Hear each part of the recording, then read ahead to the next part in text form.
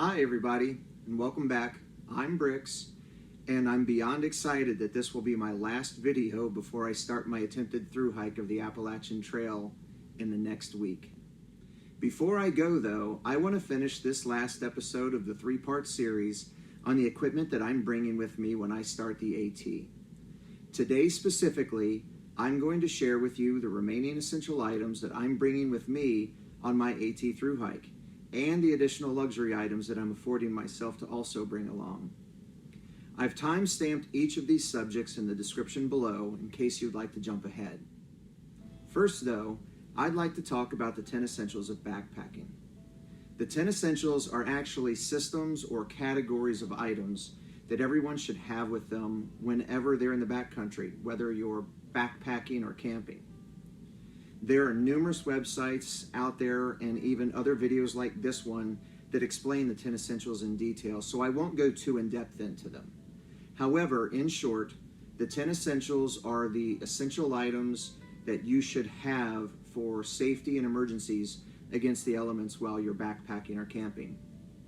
These items are items that you'll use for navigation, sun protection, a flashlight or a headlamp, hydration systems for filtering or purifying water, first aid items, a repair kit and any tools that you might need for repairs, fire starting items, your shelter, and extra clothing and extra food.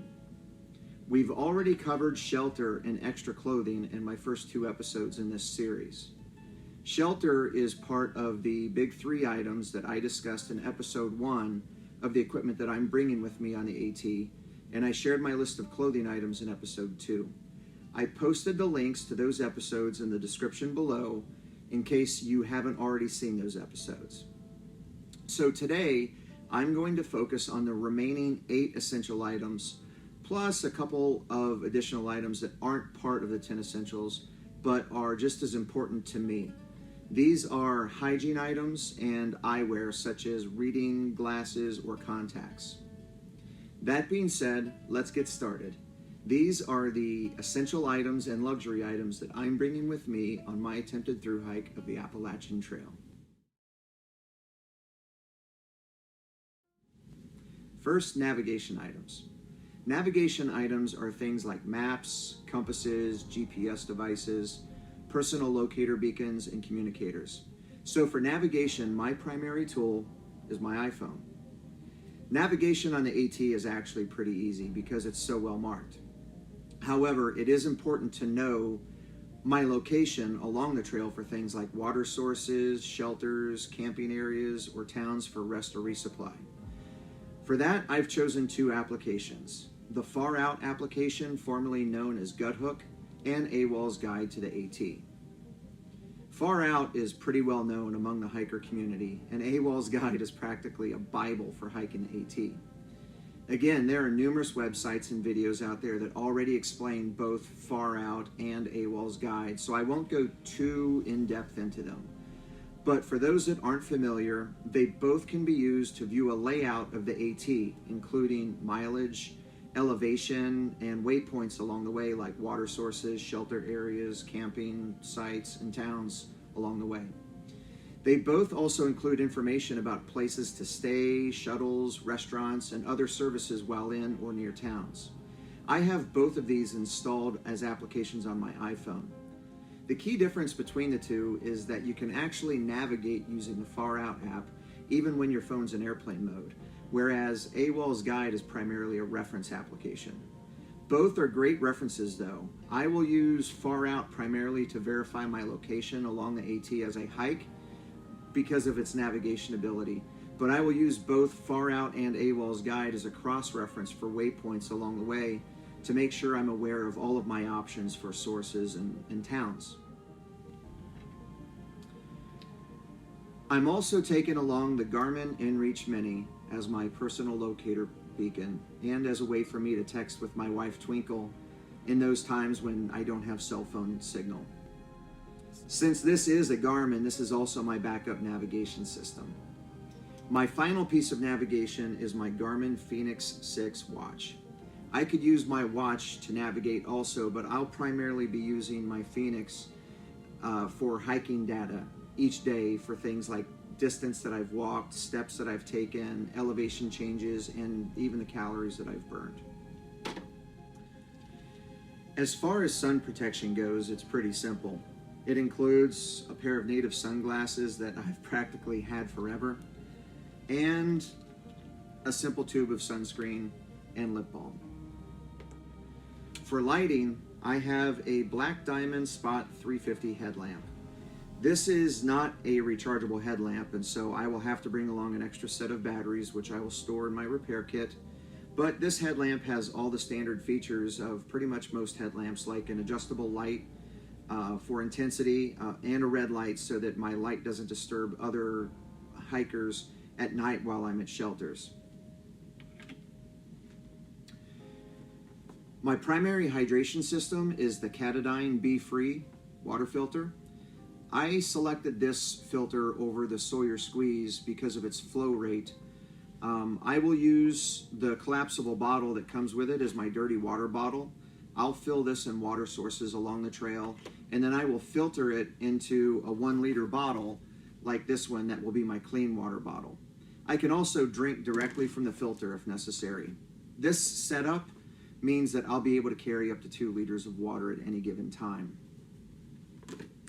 As a backup, in case my filter fails for some reason, I'm also bringing along a bandana that I can use to filter out debris from dirty water, and Katadyn MicroPure water purifier tablets for chemical purification. Each one of these tablets will treat 1 liter of dirty water, and I'm bringing enough for 10 liters. I keep the tablets in my repair kit until I need them, but the downside of these tablets is that they actually require 4 hours for them to work. But then again, these are just for emergency backups, so I guess I can live with that. I assembled my first aid kit myself, and it contains a number of items, like a 30-day supply of any medications that I may need to bring along, a healthy supply of acetaminophen. You may also want to bring along ibuprofen. I personally just don't take that myself. I'm also bringing along 4 strips of KT tape in case I have any sprains or anything like that along the way. I have a strip of moleskin in case I have any hot spots or blisters. Some Imodium. 3 Band-Aids of assorted sizes. 2 gauze pads. A small roll of medical tape. An antiseptic wipe. 2 packets of antibiotic ointment.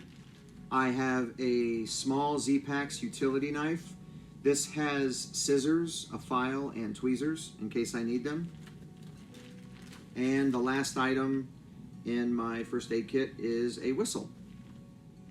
I put all of my first aid items in this first aid pouch that I bought from Space Bear Bags. It's important that our first aid kits stand out in case others need to get to them for us. And this bag clearly stands out as being a first aid kit, which is why I bought it. An added benefit is this bag's made of Dyneema composite fiber, so it's very lightweight, it's waterproof, and it's tear resistant.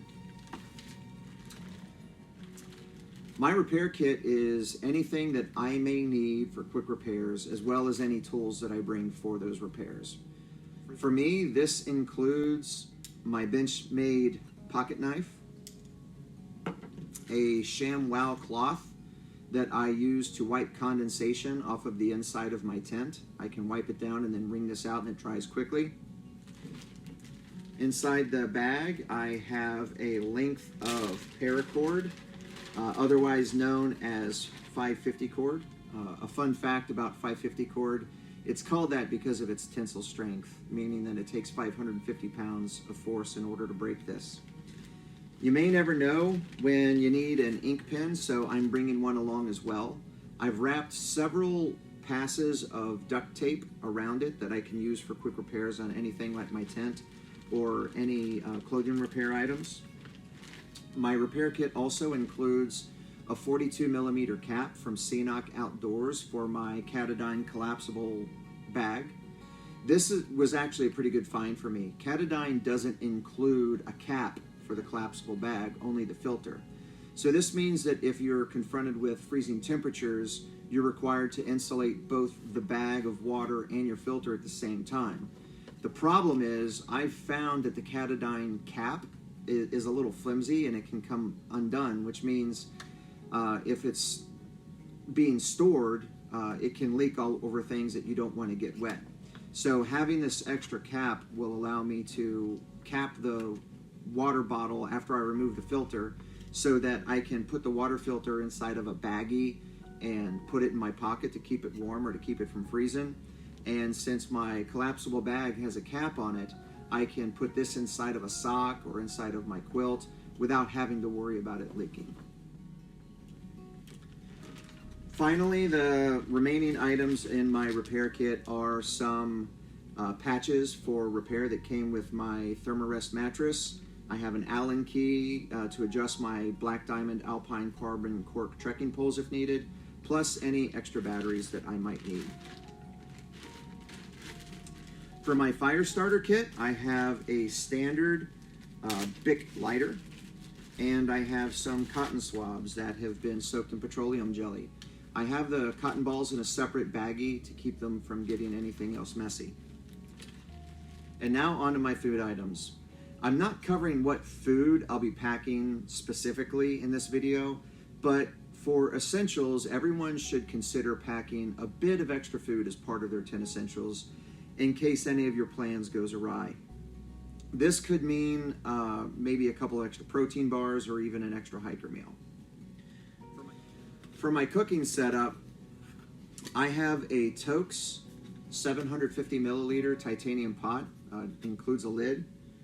Inside my pot, I keep my MSR Pocket Rocket Deluxe stove. I actually tried out a couple of different stoves before selecting this one. I tried out the Snow Peak Gigapower 2.0, the Jetboil Minimo, and then this one. I selected the MSR Pocket Rocket Deluxe because it has a regulator.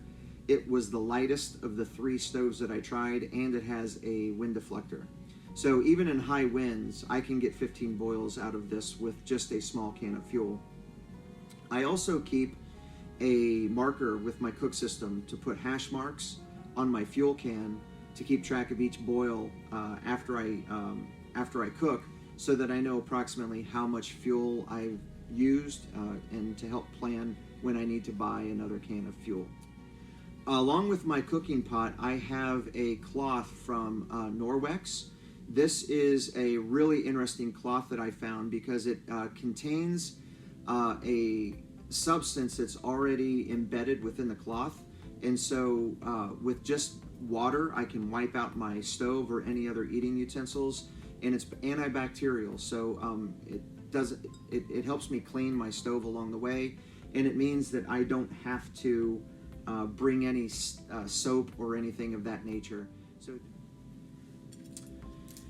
I am using the Sea to Summit Titanium Sport for eating my meals. Obviously, what else would I use it for? My bear bag that I will be storing my food in and hanging my food with is the Z-Packs bear bag. It seems everyone not only has this bear bag, but a blue bear bag.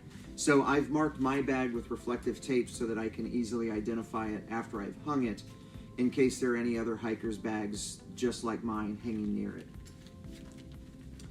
And then lastly, I have my food cozy that I made myself out of reflective insulation.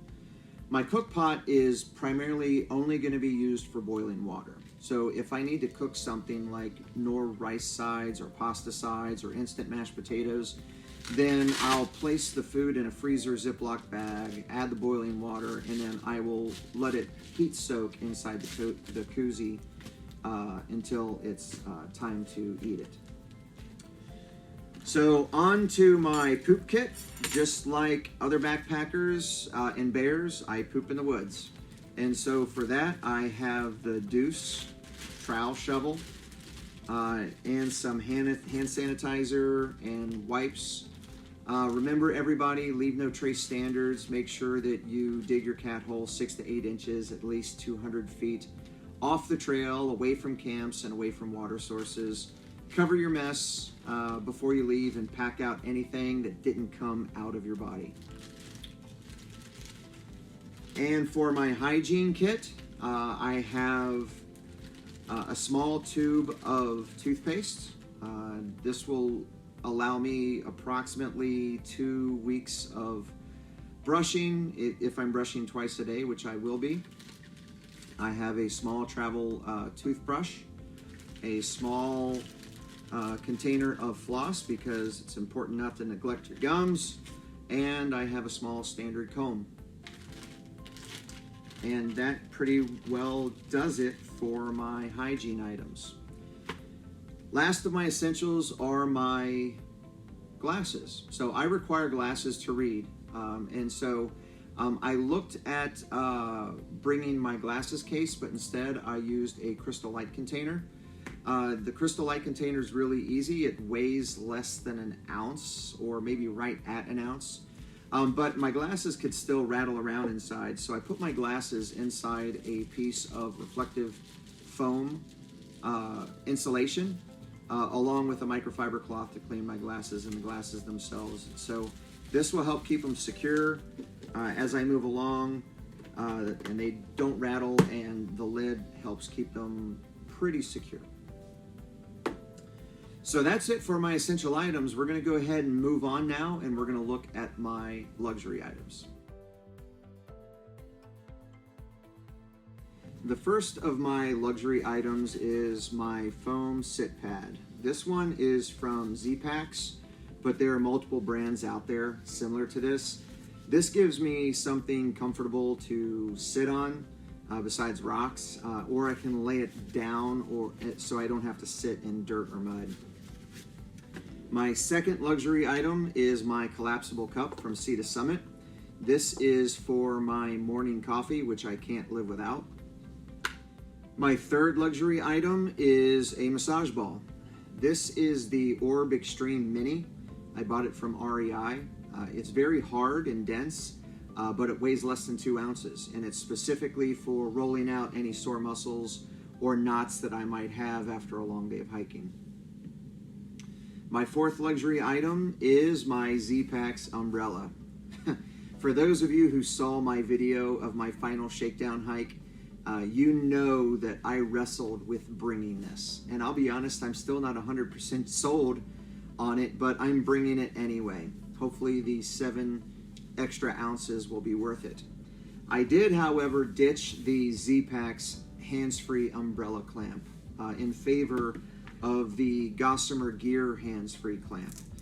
The Gossamer Gear clamp is far and away superior to the one that's offered by Z-Packs. The Z-Packs clamp doesn't secure well onto the straps, and it can fall off at any given time, and it's really small, so it's easily lost. The Gossamer Gear clamp secures with Velcro straps, so it doesn't fall off. It also has this neat twist and lock feature for the umbrella, so that it stays secure regardless of which direction that the wind is blowing from. Next are my electronics.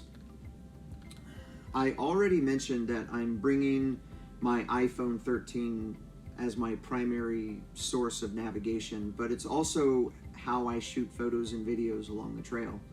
I plan on doing a lot of both.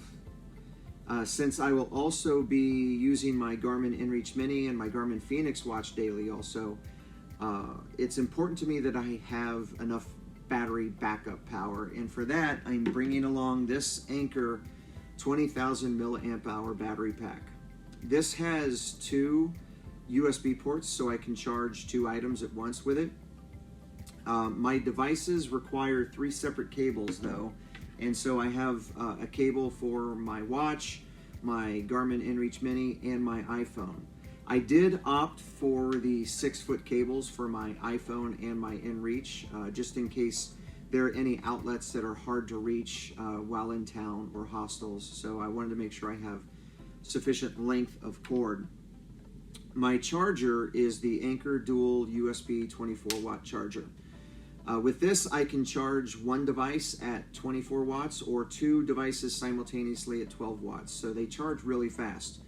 Both of those wattages are higher than the standard Apple chargers as well. I have this small thermometer that fastens to my backpack. It's a little redundant since I can check the temperature on my phone, but this lets me confirm the temperature without having to take my phone out of airplane mode, which is where it will be for a majority of the time. For my final electronic items, I have this Bluetooth shutter controller button for my iPhone camera so that I can take photos remotely without having to physically touch the shutter on the phone. And I have this small USB thumb drive that is also adaptable to my iPhone in case I need to offload any photos while I'm hiking along the trail as well. And I am also bringing along a standard set of Apple headphones. These are not just going to be for listening at night. They also have a embedded microphone. So if there are high winds, hopefully I'll be able to just connect directly to my phone and use the microphone so that it won't drown out any sound while I'm hiking. My selfie stick and tripod is a Pedco UltraPod 3. This tripod has a built-in Velcro strap so that I can secure it to a small tree or branches up to about 4 inches in diameter. And the tripod also is adjustable at the legs, so it will allow me to set it up on uneven terrain if necessary. It's pretty lightweight at only 4.9 ounces. And my final luxury item is this adapter from StickPick for my trekking poles. This will allow me to attach my phone to my trekking pole to use it as a longer selfie stick, and it will allow me to get wider shots. In total, my essential items, which includes my navigation system, my sun protection, my headlamp, hydration system, first aid kit, repair kit, fire kit, food system, poop kit, hygiene items, and my glasses, all of those items weigh 3 pounds, 7 ounces, and they make up 17% of my total base weight. My luxury items that consist of my sit pad, massage ball, umbrella, electronic items, and camera tripod system weigh just over 2 pounds, 8 ounces, and they make up 13% of my total base weight. So in total, my base weight, which is my big three, my clothing, the essential items and luxury items that I mentioned today, my total base weight is 19 pounds, 10.3 ounces for when I will start the AT. Now remember, this does not include consumable items such as water, food, and fuel, which is only going to add to my weight. This base weight, though, does put me within the lightweight category. Lightweight typically meaning anything below 20 pounds. So what things do you include in your essential items? And what about your luxury items? Please feel free to leave a comment and share what it is that you use. We are all learning from each other, and I do enjoy reading your comments and learning from you as well. Again, if you missed either of my 2 videos where I shared my big 3 or my clothing items, please give them a look. The links are in the description below. And as always, I hope you've enjoyed this video. If you did, please don't forget to subscribe and hit the notification button. I'm excited that this is going to be the last video before I hit the AT in the coming week. So next time that you see a new video from me, I will be on the AT. And I absolutely can't wait to share that experience with you. I look forward to seeing you out there. Thanks again for watching. I'm Bricks.